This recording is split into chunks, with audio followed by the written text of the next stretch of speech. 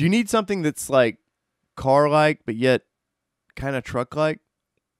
What is going on, All-Terrain Nation? Whether it be two-wheel drive, four-wheel drive, you know the drill. It does not matter what you drive because this is your All-Terrain Nation, and I'm your host, David Boyd. And today, that's right, today we are talking about the Ford Maverick. But first off, if you would smash that like button, it helps the channel in so many ways, and, I appreciate it. So let's talk about this 22 Ford Maverick that Ford is claimed is going to be, a big hit for them. And it probably will be for Ford. You know, they did away with cars a couple years ago and kind of lacked something in that segment. Like, not everybody wants a Mustang. Not everybody wants an electric Mustang. Not everybody wants, a full-blown F-250, F-350. So there needs to be these kind of in-between to kind of satisfy everybody, right? Well, luckily, Ford has a car truck for you. That is right. I call it a car truck because the Maverick was a car at one time. And this is kind of a truck, so now it's a car truck. Actually, we should probably just call it a ute vehicle, a utility vehicle, because that's basically what it is. Now, starting price on this thing is $19,000, though I doubt you'll ever see one for $19,000. The only ones you'll see close to $19,000 is maybe one at your local parts store or some delivery company that needs just some base thing that just needs miles per gallon. Though Ford says it'll get 40 miles per gallon, which I think actually the number's around 37, 38, but 40 sounds better, right? That's more impressive than 37, 38. But that's for the hybrid version. Well, I don't think at $19,000 you're going to get close to that kind of miles per gallon. But if you want to pay $36,000, ooh, yeah, that's right. $36,000 for a fully loaded hybrid version. And, well, on paper, that sounds, I guess, okay. You can get a Nissan option for well under that that's actually more capable than this thing. You can get Chevrolet options pretty damn close to that price. Yes, they don't get the fuel economy, but this does. But guess what? Sometimes you want a truck to do truck things. Now, is there a market for this? There damn sure is, because let's just jump into this video. Well, we'll have it play, and there's some B-roll I got from Ford. And look. It does truck things-ish, like we're on almost a paved road there, and you wouldn't know it, but look, there's dust, so that's how we know it is a dirt road.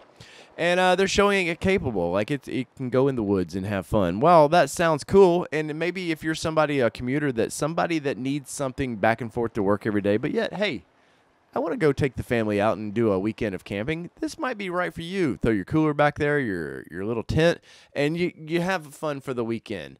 Now, while I may not want to take this thing hardcore overlanding or even off-roading at all, there is a place for this, and I think the biggest place. Oh, look right here. Watch. Ooh, it hit a mud puddle. It's tough.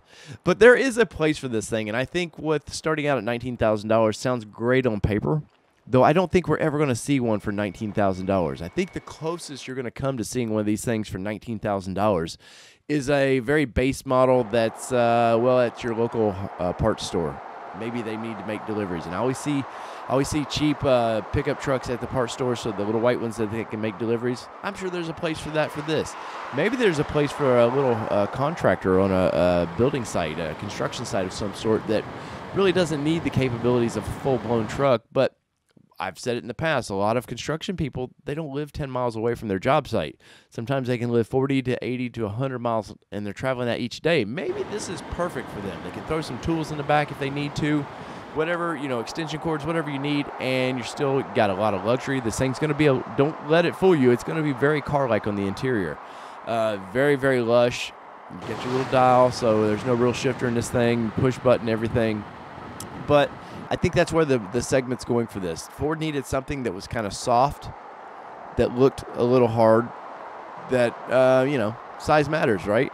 But actually, I'm a fan of this. I think the looks of this thing, Ford's done a knockout job with this. I think that it's going to meet the needs of a lot of Americans that don't really need a full-blown truck, but yet, the midsize market right now is just getting crazy expensive. Now, the only bummer to this thing for me is it's not built in the United States. It's going to be built down in Mexico, which, hey, they can do it cheaper there. That's awesome. I really wish this thing would have been built in the United States, but it's built on the Bronco Sport platform. So, they build that down there, and I get it. There's a price point for this thing, and if you want that $19,000 vehicle, you got to build it where it's a little cheaper. But $19,000, does this thing do it for you? $19,000, honestly, on up to $36,000. Is there a price point in there for you that you would go, you know what? Not bad. I guess it's okay, but I think at $36,000, I think I would almost rather have the full-blown Bronco that you could get a base for that easily in the $36,000 range. And hell, it might be more capable. I don't know. So in the comments below, let me know what you think. Is the Maverick for you or is it not? I'd like to know either way.